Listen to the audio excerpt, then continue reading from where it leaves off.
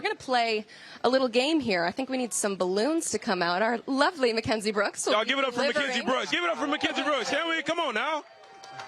If you're on the internet, you've probably heard of Pop the Balloon or Find Love. I don't know if we're going to find love today, but we're going to pop the balloon if we do not believe that this team can win a national championship. We've got orange balloons, so let's start off with Clemson. Pop the balloon if you think the Tigers cannot win the Natty.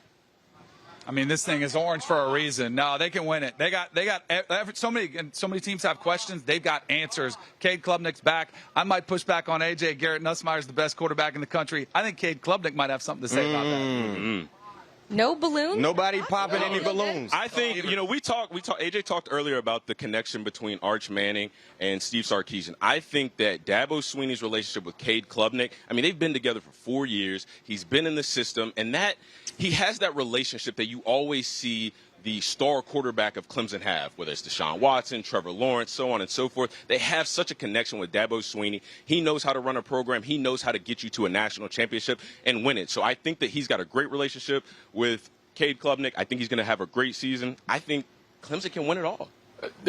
Danny, for that, my thing with Cade is I want to see him progress as a pure pocket passer, right? I understand he's an athlete. I just got to see him take that next step in winning games with his arm and not just so much being an athlete.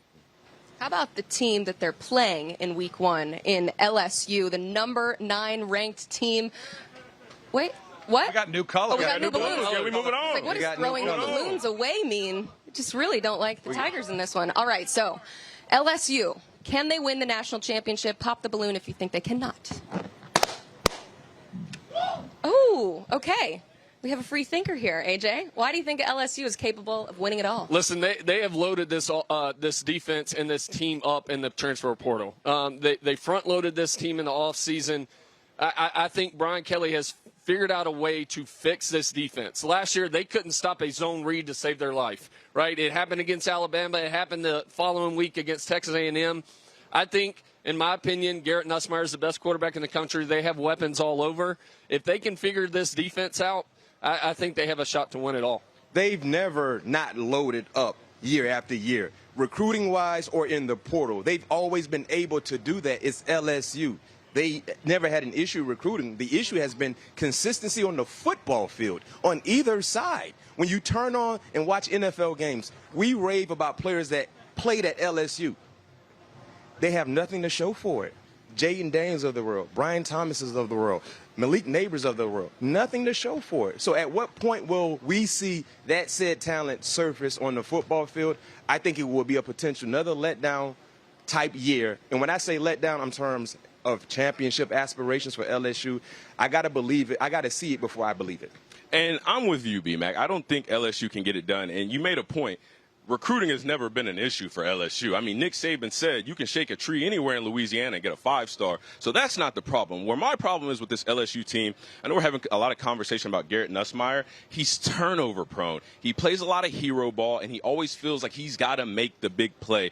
That's what causes turnover, and that's what causes you to lose games. These two teams are playing tonight, and LSU fans are saying the national championship, we just want to win a Week 1 game. It's been 5 years since they started off the season with a win. Let's go ahead and just skip the balloons and go straight to our national championship picks, because we don't make you wait for it here on College Football Pregame on HQ. Let's start with Danny. Who you got winning it all? I'm following a theme because the last couple of years we've seen 2 Big Ten teams win. We've seen teams have a lot of guys decide to return to college football as opposed to going to the NFL to accomplish something special. That's what Penn State has done. Both running backs said, you know what, we're going to come back to school. Nick Dawkins, their center, said, I'm going to come back to school. I think this team has one of the better quarterbacks who's going to take a big step forward this year. The schedule is a cakewalk. I'm taking Penn State. B-Mac? I really want to address and attack his pick, but I'm going to be a professional here. I'm taking Clemson. I'm taking Clemson. I love the experience. I'm sorry, I got to be unbiased. I got to be a professional. And here's why.